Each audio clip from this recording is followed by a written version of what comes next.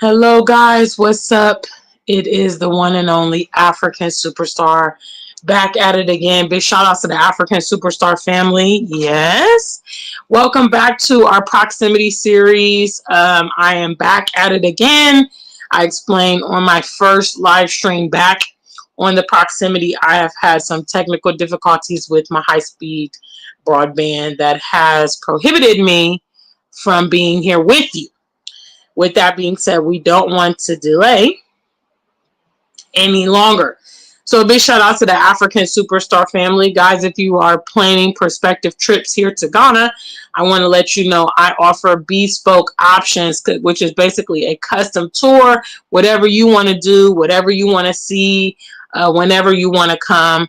I will be happy to accommodate you. So please, if you're interested in the bespoke options, reach out to afrikansuperstar@gmail.com. I'm also available to keynote your event. I'm also available to perform at your event. Yes, yes, yes. And any brand deals, bring it on. Bring it on. Big shout outs to Dub5 KM, the first in the building. Yes. You guys know by now how we do the live streams. We ask that you are on code here. Get in the chat room, like the stream, greet, be a part of the conversation.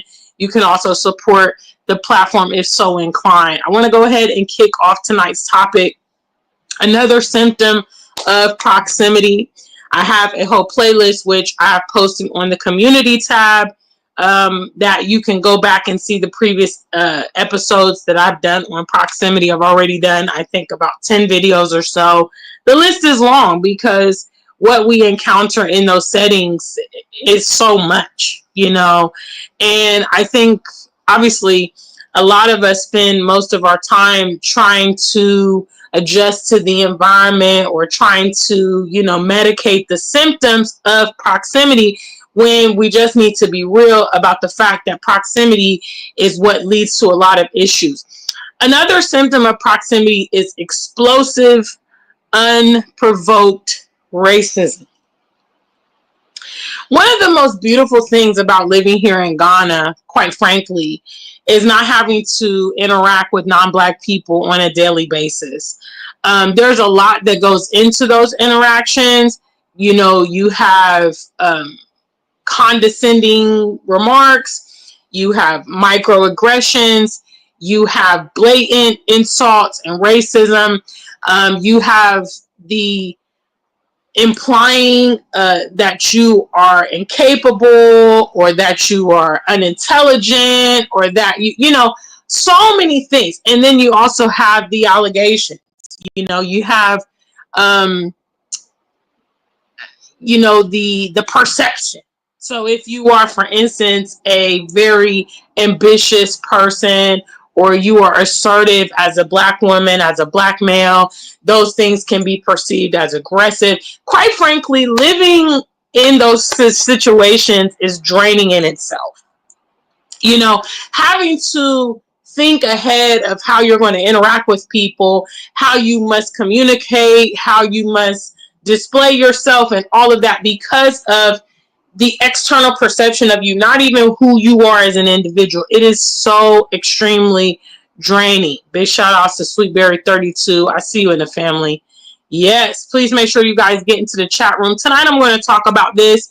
I have, of course, some videos to back up this sentiment that will be played at the 15-minute mark.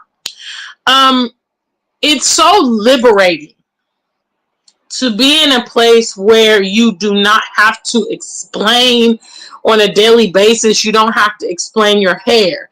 You don't have to explain your taste and preferences. You don't have to explain, your taste in clothing or, whatever. And it's so freeing. It's so beautiful.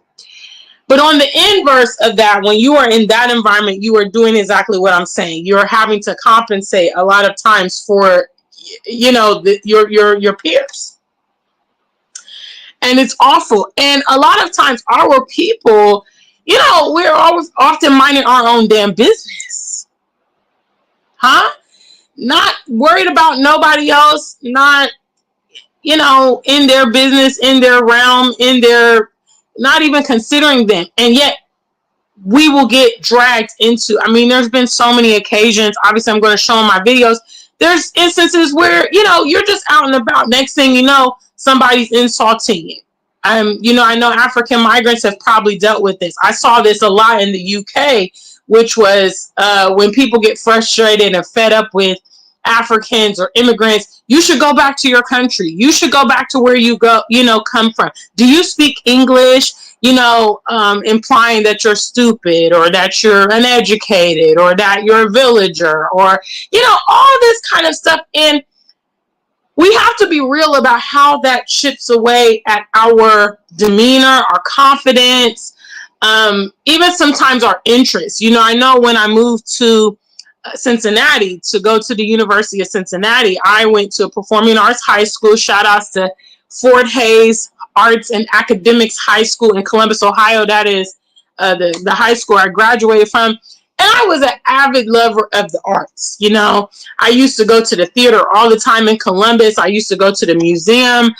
We have a program in Columbus that you can go to the museum for free on Sundays. When I was a teenager, we had a program called Kappa High Five, which you could get tickets to the theater, you know, ballets. You could see, you know, classical music artists, you know, for $5 as a student in Columbus. So I definitely, me and a lot of my classmates took advantage of that. And so when I moved to Cincinnati, because I was already into the performing arts, naturally, ironically, I didn't have any plans of being a musician or an artist, actress at that time, but it's funny how things go full circle. Nonetheless, I started going, you know, trying to learn the arts community in Cincinnati, and I got a very rude awakening, you know, that it wasn't kind of for my kind. You know, I would go to the Aronoff Theater in downtown Cincinnati, and I'd be like the only, let's say, under 30 Black female there. I would be all dressed up. I'll go to, you know, the cocktail hour, and you know, some of my favorite performing arts is ballet. I also love quartets. You know, I love classical music. And so I would go and see people play the strings or see the orchestra. And, you know, I mean, the reception of my peers it made me feel so uncomfortable. It got to the point that I stopped going to those things. And I really never have fully resumed those things. Even when I moved to the UK, I just kind of lost this interest. And, you know, these are symptoms of proximity, guys. You know, you love something, you have a particular interest, but because of all the hoopla surrounding your participation or your interest or simply your presence, a lot of times, it gets so draining. Some of us who just get tired of explaining and get tired of that siphoning of our energy, you just begin to withdraw and you become a bit of a recluse, you know? And so explosive, unprovoked racism. Okay, you may have encountered this with your neighbors. You may have encountered this at school. Obviously, Blacks, you know, get bullied a lot in these predominantly, you know, upper class private schools and all of that. The bullying can be extreme towards our people in those situations.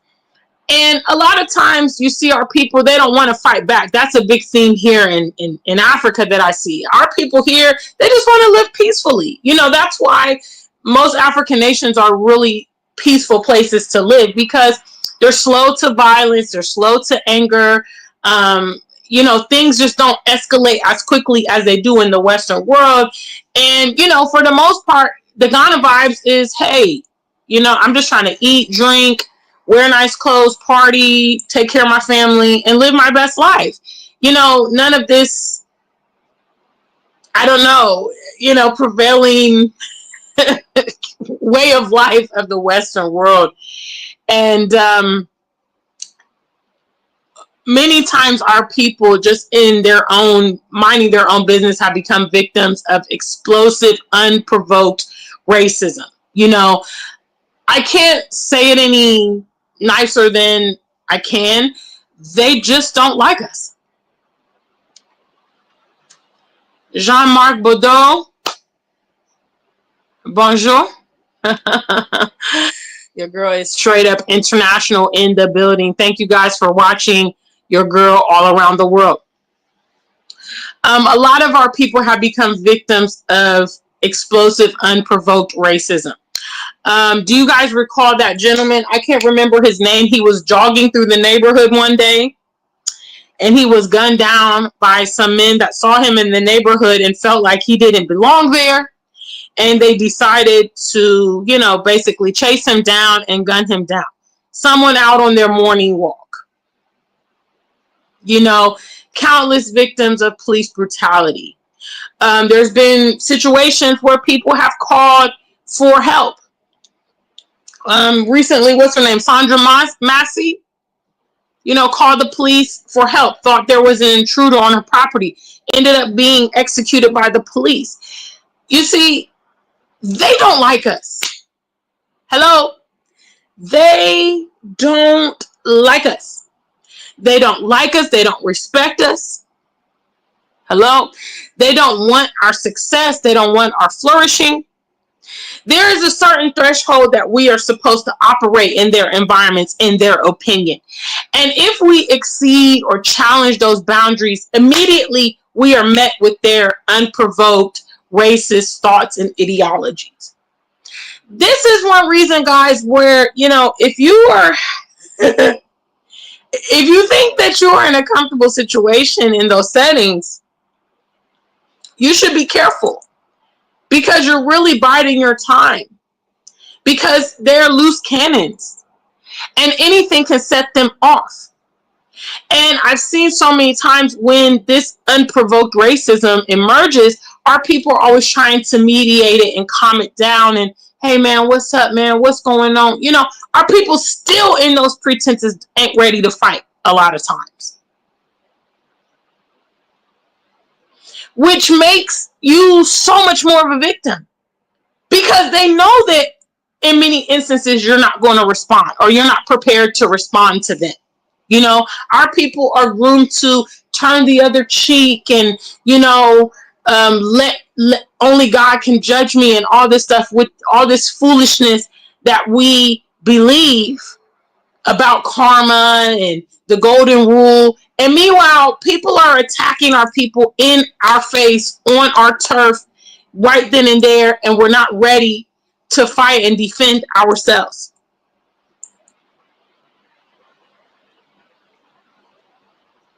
Big shout out to the Afrikansuperstar family, guys. Yes, I'm about to get started with the videos. I have a few videos. Let's see. Ahmaud Arbery. That's right.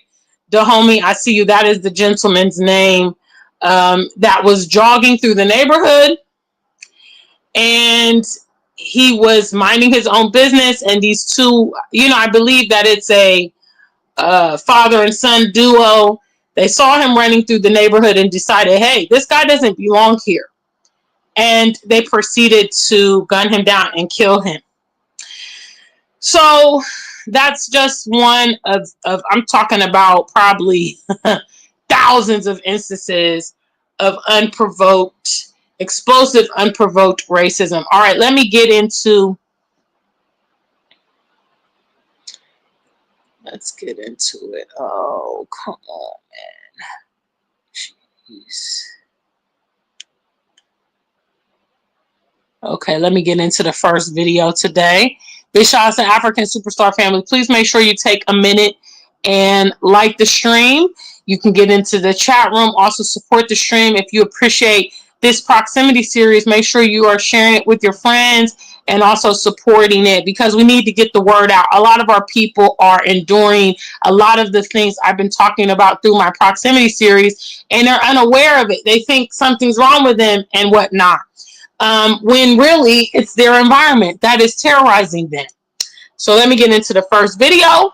The higher up I got, the more I experienced levels of racism. that I didn't experience when I first started. I loved my job when I first started. And it wasn't necessarily the bank. I got it from clients. The client in particular, this guy made my life hell. One day he wanted to meet me, so we met and he opened the door and he was like, oh, I wasn't expecting you to look like that. He said that? That's not even the worst part. I said, like what? And he's like, oh, don't worry, he sat down. This is like I think he was like 70-year-old white man at the time. Sat down, about 5 minutes into the conversation, he was like, sorry, where are you from, like, originally? I said, Nigeria. And he was like, oh, I'm so sorry you're from there. And I was like, what? I remember looking around the room. I was so confused. I said, excuse me? I said, oh, I've heard there's a lot of corruption there. I hope you're not going to 417 my cab. And I remember I just said, firstly, it's 419. If you're going to use terminology correctly. It is not 417. And secondly, how dare you say that to me? And then he then proceeded to say, oh, but you're a lady. You know how to stay in your lane.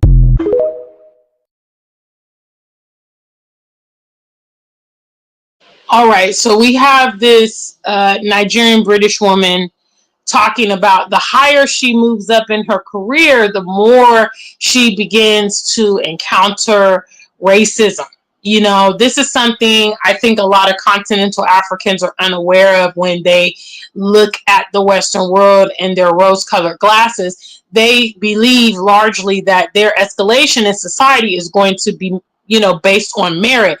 And they don't understand the systematic racism that's threaded through these countries to prohibit our people from reaching certain levels. And so this lady is saying, as I, basically climb the corporate ladder, I'm getting these encounters more and more. Clients questioning her background and making kind of derogatory comments about her homeland.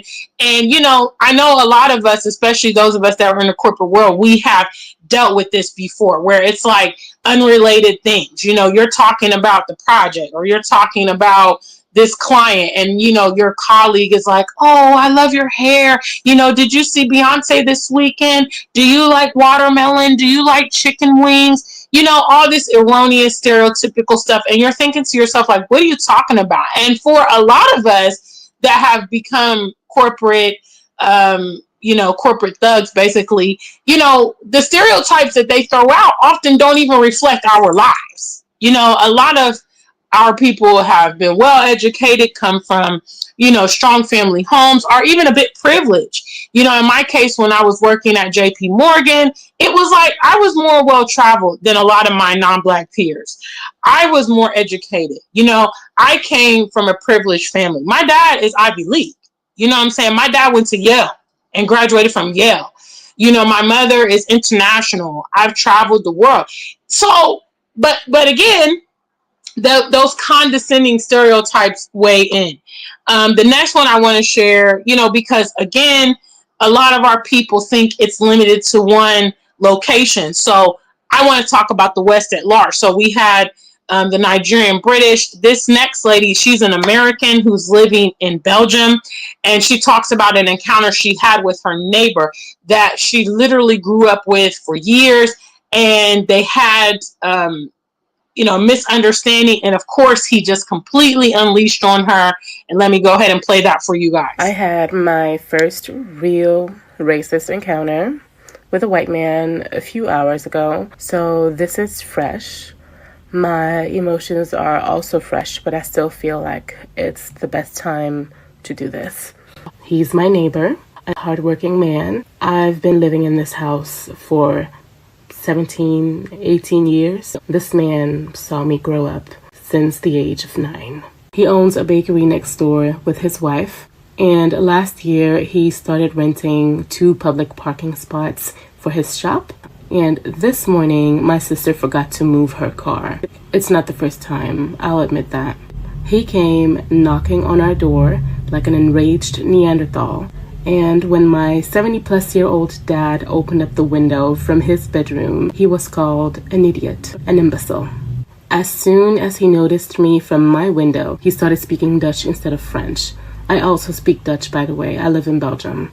And then he goes on his racist rampage. You're all the same. You can't integrate yourselves. This is why people hate you in this country. You guys sit here and do nothing. I have to live from my bakery. I'm a NICU nurse, by the way. I work night shifts, and he knows that. Europeans love to shit on Americans, but wait till you hear them talk about Africans. When my sister was standing in front of his door 5 minutes later, he started apologizing and even came and rang our doorbell again to apologize to my father. But that's not the point. When he was on this racist ramble, he looked like a demon. I could hear the 2 generations before him speak just as loud as he was standing there in front of me, his parents and his grandparents. This was his occasion to let it all out. The man I've known for years is nothing but a shell. All he needed was a little push. My parents haven't birthed a single jobless child. All of us have higher education degrees and we're a football team of kids. Literally. Yet, to him, we're all doing nothing while he has lived the life of the most hardworking man in the world. I'm the youngest of my family. I'm 27. I speak French and Dutch fluently, both of Belgium's official languages. I'm a nurse. I take care of babies. But that didn't matter. His perception of black people, which many people in Belgium share, by the way, never changed and probably never will. We are making it in society with borrowed kindness. That man went as far as saying his own customers feel bad that he has to live next to black people. He put his own customers on blast to make a point. I work twice as hard to be perceived as a nice person and a good nurse.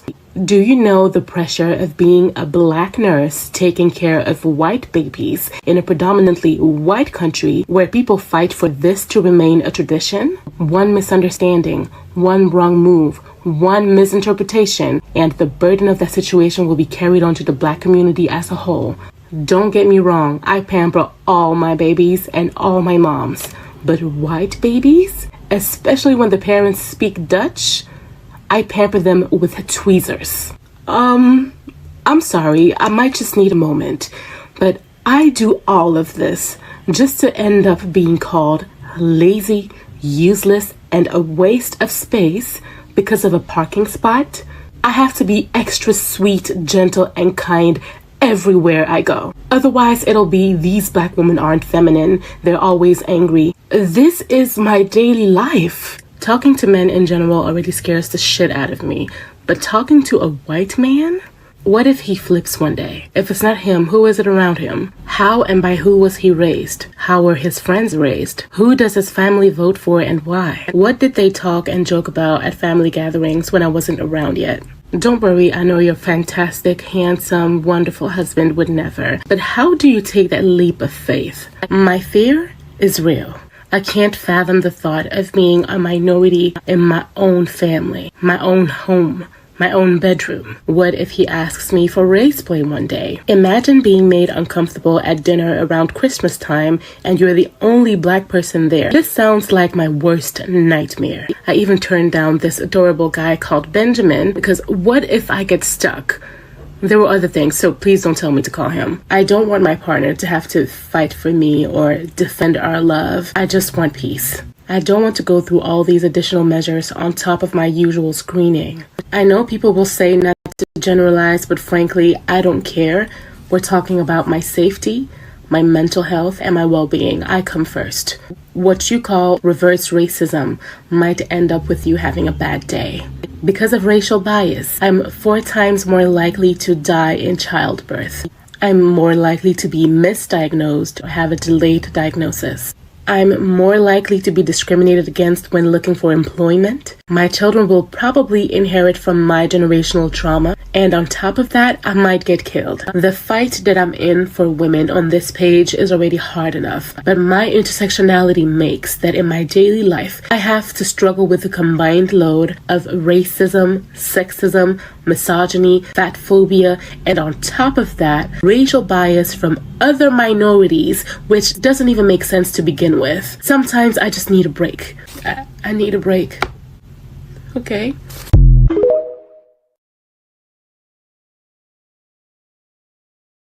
Guys, I see 34 of you in here. Please make sure you like the stream. So this was a lot. You know, the lady covered a lot of topics in this. And I want to first say the explosive, unprovoked racism that we meet in the Western world, guys, you know, we've got to start realizing it has nothing to do with us as individuals. I see a lot of Black people always trying to explain themselves when these situations happen. I'm a good individual. She talked about, our family's a good family. Me and my siblings, we all work hard. We're all educated. Listen, these folks are animals. They don't care. Okay?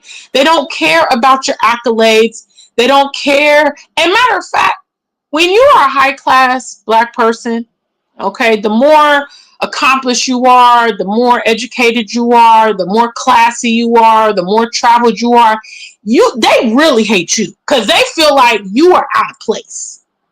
And you are the one they love to humiliate the most. Because as it's called in America, you're basically an uppity nigger. You are way out of line. You're supposed to stick to certain jurisdictions in society.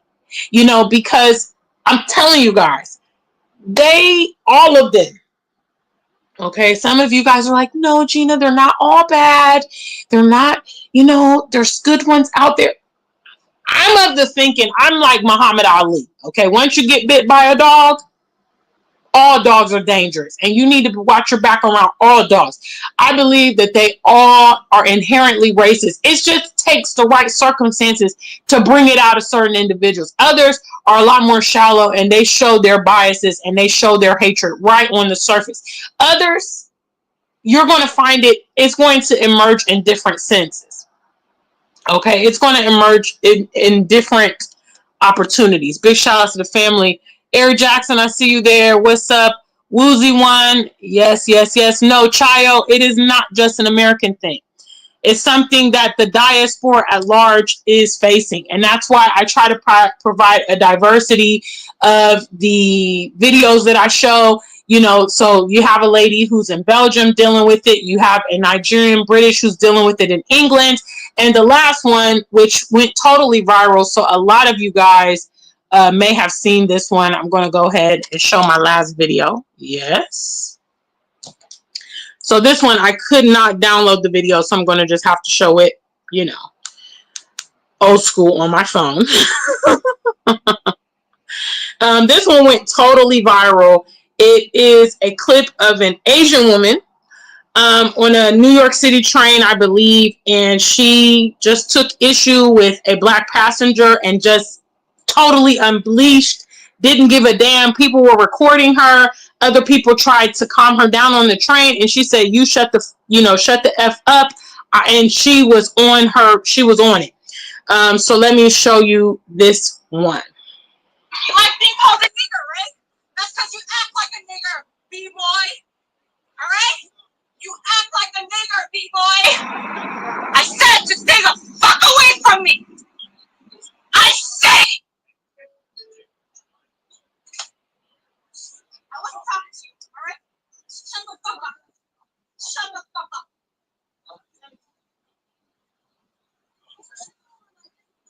I'm calling ugly Black niggers N-words.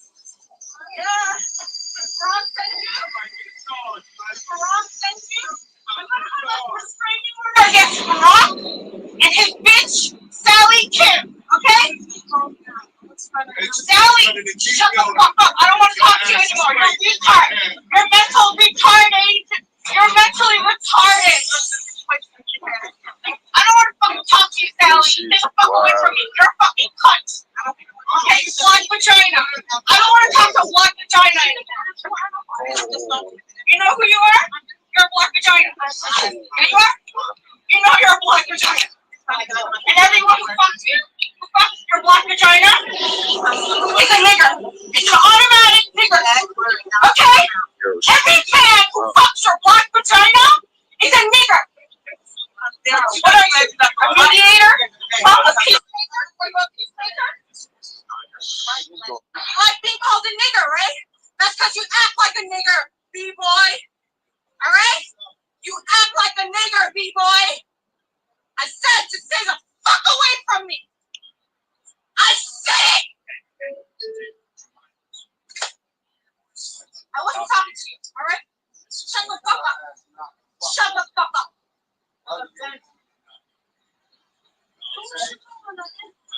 I'm calling ugly Black niggers N-words.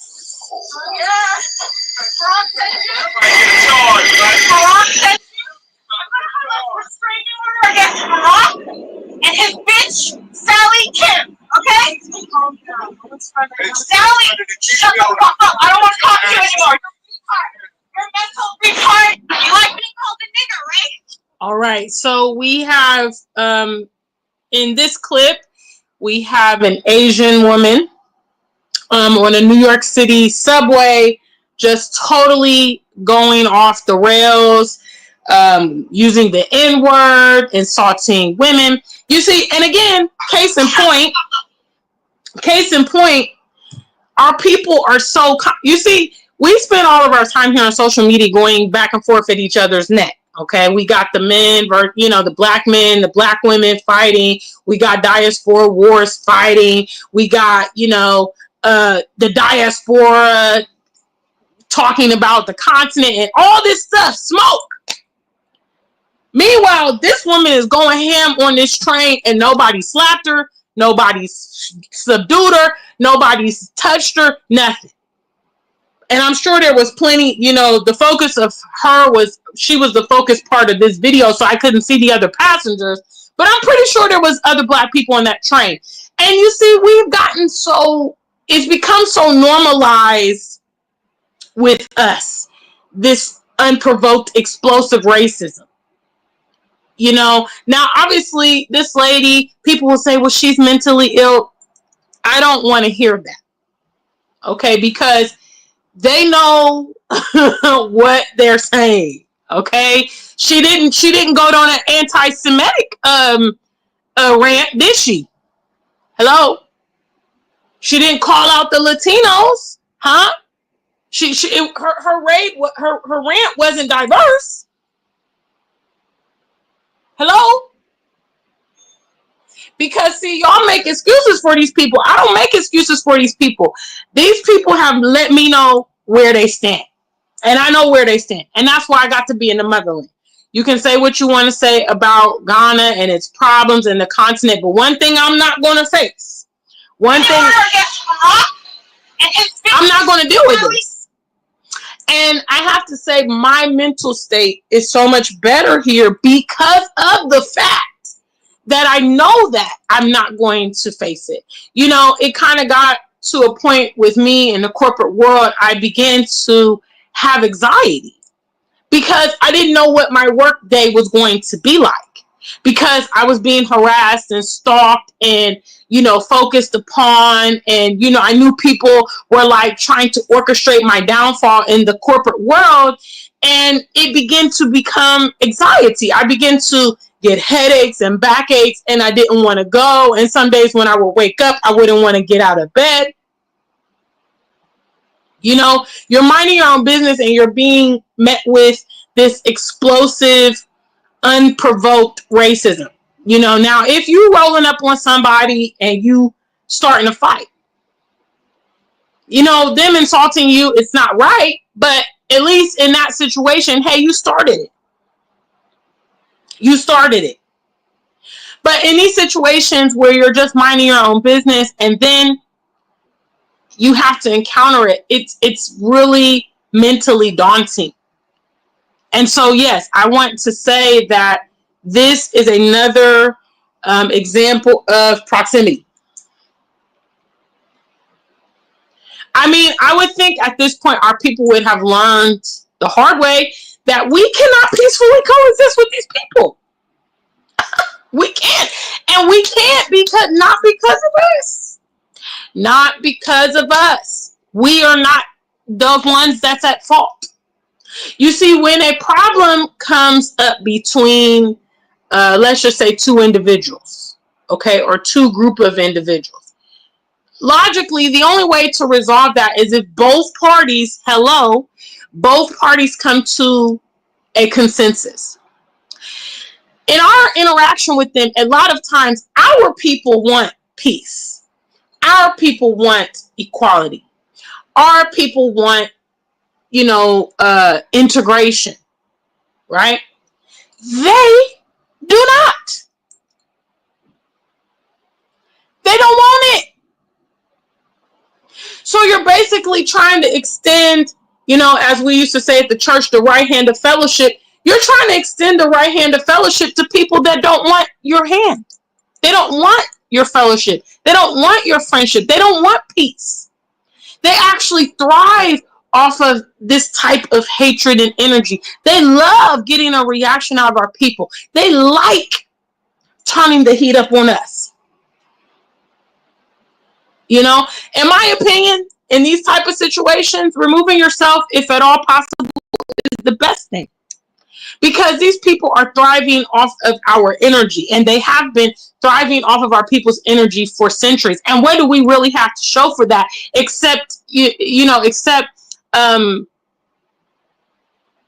extreme levels of mental illness? Our people are becoming affected by, they're not becoming, they have been, they have already become victims of the trauma in the environment. And again, to me, in my critical thinking, I believe that removing yourself from the environment sometimes is the best thing. If there was a flame on the fire, okay, and you put your hand there, maybe you're trying to see if the burner's on, you're trying to see if it's getting warm, suddenly a flame comes. The first thing you're going to want to do is move that hand back. Okay? It's actually called a what? A natural reflex. A natural reflex. You actually have two natural reflexes when it comes to dangerous situations. Okay? One of those things is fight. Hello? And the other option is flight. That's it. Two innate responses to danger. And because our people don't want to do either or, they are becoming very susceptible to the fallout of those situations. Okay? Because it's not natural to just constantly be and perpetually be under pressure, be rejected, be disrespected, be continually attacked. The irony is, if you were to rephrase some of these situations with your white friends or your white spouses, yeah, because I know some of you guys are divestors. If you were to frame some of these situations and ask your friends or ask your spouse or ask your business partners, what they would do if the same thing happened to them, they would tell you, I would, that person. I would take revenge on that person. I would fight that person. I would attack that person. Hello. I would take that person to court. I will get, at the end of the day, I will get what's coming to me. That's what they would say. Meanwhile, our people are playing kumbaya, trying to, hope for something that's never existed. There's actually never been peace and harmony between our people. Never, ever, ever. And again, not because we have not extended hospitality, not because we have not tried to, integrate. Hello? Big shout out to the Afrikansuperstar family. Okay, let me go ahead and get into these comments. Let's see what the family is. Please make sure you guys hit the likes if you're enjoying the stream. Do the needful. Yes, yes, yes. We have Dovefly KM in the building. I see you there. Yes. Sweetberry32. Hi, sweetheart. Good to see you. Thank you so much for being there. Mancux or Manku. Big shout outs to you. Thank you for stopping by. Please make sure you hit the likes. Jennifer Edie. Hi, sweetheart. Big shout outs to the family. Yes. Another symptom of proximity. Unprovoked, explosive racism. We're minding our business. We're trying to live our lives in peace. And here they come. Disturbing us. Provoking us. Inquiring. One other thing I hate doing is explaining. I don't explain anymore. I stopped explaining many years ago. But they'll ask you questions. Like, you must answer them. You must reply them. They won't take no for an answer sometimes. And it's like, I'm grown as hell. I don't have to answer to you. You're a complete stranger. Asking me why this and how this and how do I feel and all this type of nonsense. No. The homie is in the building. Thank you so much for being here. Just as love. Justice Love, if you're talking about Arbery, that happened in Georgia. The gentleman was running through the neighborhood, and a father and son, and a white tee father and son, basically saw him in the neighborhood, felt like he did not belong. They followed him as he jogged through the neighborhood, and they gunned him down in the streets, and then accused him of being a thief in the neighborhood. So yes, that happened in Georgia a few years ago. In Georgia, our people are global. Our people live all around the world. And I mean, honestly, that's our prerogative. But my issue is that, yeah, if you live in non-Black countries, you're going to deal with proximity issues. They're all racist and they don't care. And it doesn't matter how you try to estrange yourself from their stereotypes, they're still going to project them onto you. And that's just what it is. So all this emotional response that our people spend a lot of time trying to focus upon are moot, because in their eyes, we're always going to be, and that is how they see us. Eric Jackson says Blacks cannot afford to be naive when fighting racism. Absolutely. I totally agree, because it is what it is. They've already let us know how they feel. Chayo says, oh my God, I thought it was just an American thing. No, you're welcome to the Afrikansuperstar platform for letting you know this is a global problem. This is a Western problem. This is a problem that we face in all countries outside of the African continent. Okay? Anywhere where we're going to be considered a minority, we are going to deal with the racial construct of those countries. Period. Because why? Because these people do not like us. And they can't wait to show us that they don't like us. That's where these explosive racial tirades come from.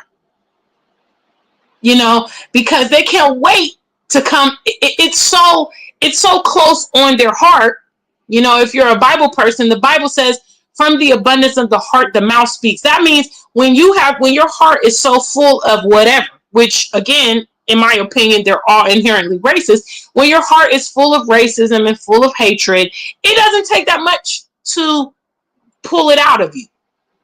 I could actually step on your shoe by mistake, and next thing you know, you're going to be calling me the N-word. Why? Because that's inside of you. I just need to push the right buttons to bring it out. So for those of you guys that want to be in denial, I don't know how much Chayo has traveled or whatever, but for instance, you want to believe, okay, well, I've encountered it here in America. If I move to Europe, it's going to be better. If I move to China, it's going to be better. Wake up, freaking call. Hello.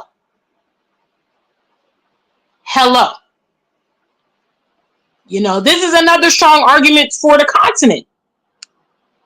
This is another strong argument, because the fact is, guys, anywhere we're living outside of our homeland, where we are what? The majority. Okay, we can enjoy not having those racial encounters here because we're the majority. But any place that we are the minority, we have to deal with it. It's going to be a factor. And we can cry and protest and beg and plead, and they don't give a damn. Okay? It's been the begging and pleading and the protesting has been going on for centuries, and changes have not been made, because why? They don't want to change it. They like the system the way that it is. They love it. Woozy One, I see you there. Big shout out to the family. Thank you for watching. Yes.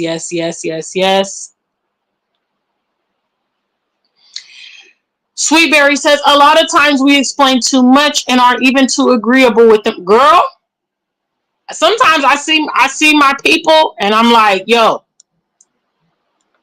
I don't understand why y'all doing all that talking, because it's going in one ear and out the other. What's up, J-Star?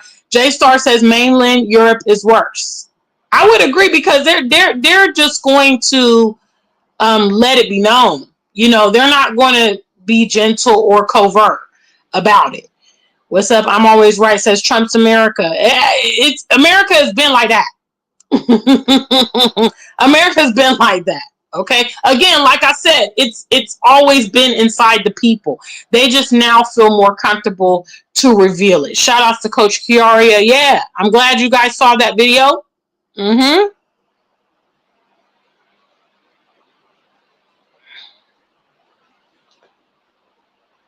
Big shout outs to the family.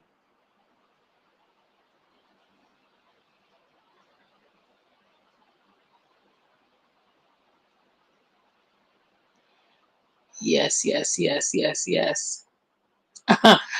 M George says her rice maker wasn't working right that day. And of course, like I said, consciously the unleashing was on our people. She wasn't diverse in her insults. She was not diverse in her insults. She came straight for the black people. Big shots. Yeah, I know everybody's going to say this. Everybody's going to make excuses for them. But guys, they know what they're doing. They know what they're doing. They know what they're saying. They know exactly who to go for and who to insult. They know how to watch their words. Conveniently, these non-black police officers, for instance, when they interact with other races, they know how to not shoot them down in the street. But when it comes to our people, they lack the skill of being able to decipher those situations. Why? Because they're deliberately doing it.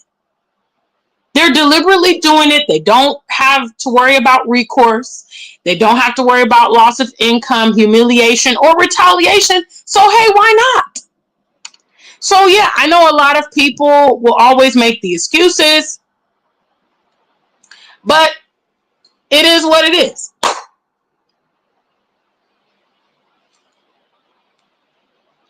Well, I mean, hey, I don't know. Jason Edwards says, let her keep it up. She's going to get hurt, possibly deleted. A lot of our people in New York City don't care about going to Rikers Islands, catching a charge. It's getting more violent. Well, I mean, in my opinion, she was going on and on and on. I think that video was at least 2-3 minutes. And she was going on and on and on, and everybody was watching her, and nobody rolled up on her. Nobody, you know what I'm saying? So, like, to me, it's just another testament that we have normalized it. We've gotten used to this explosive, unprovoked racism in these type of situations. In a way, I think our people have kind of become a little desensitized to it. What's up? What's up? What's up? HBGHH. I see you there. Thank you so much for being here. Sweetberry says, exactly, like the Karen who didn't get digged down by her black side piece and she takes it out on anyone else. That's what I'm saying. It could be anything. And they're going to definitely unleash on us. Big shout out to the Afrikansuperstar family. I don't know why all these white sea people are here. I don't know why they're here. But again, they're always here and where they're not wanted. Big shout out to my moderators. Please do your jobs. Hello, hello, hello, hello. Big shout out to the family.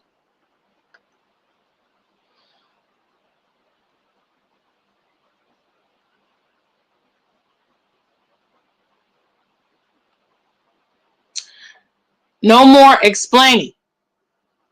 100%. What's up? What's up? What's up? What's up? What's up?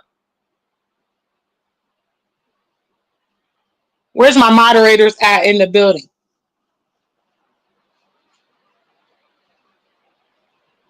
Big shout outs to the Afrikansuperstar family.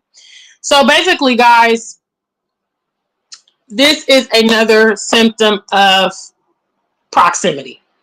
In my opinion, the answer is to remove ourselves from their environment, because there's been just so much proof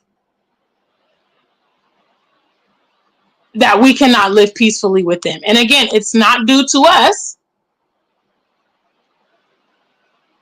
It's not due to us. We're not the guilty parties in terms of this situation, you know, but we cannot also speak on their behalf. We can't see. We can't speak on their behalf, and nor should we care. We shouldn't care about them. We don't need to explain ourselves to them. It's not even important. Okay, we just need to make sure. We just need to make sure that we are doing what's in our best interest. Okay, so guys, this is another one of my proximity series. I have a long list of, you know, things that we encounter living in their environments. And again, if you determine that you are in a dangerous situation or you're in a non-favorable situation, you have two options: fight or flight. That's it. You know, and we're not winning the fight. Okay, we've not won the fight. So the next option that you may consider is flight, because I feel like, for instance, I'm not giving them access to me. I'm not going to give them access to me to make my life hard, to threaten me with violence, to gaslight me, to, you know, cause me to spiral into a mental breakdown. I'm not doing all that. You know, I did it for some few years and it was too much. And I came to the conclusion that, okay, we need to get more drastic with our solution. The motherland was a solution. I mean, like I said, I posted a video a few weeks ago. Going back to Africa was the best advice the white man ever told me. The white man says, if you don't like it here, if you don't like the way that it is, then go back to Africa. He was spot on. They were spot on. It's the place to be. Yes. So that's today's episode. Big shout out to the family, guys. If you enjoyed the proximity series, make sure you subscribe to the channel. You can also make sure you share this with your friends if you feel like, you know, because again, a lot of my counterparts here on YouTube, they're not talking about this.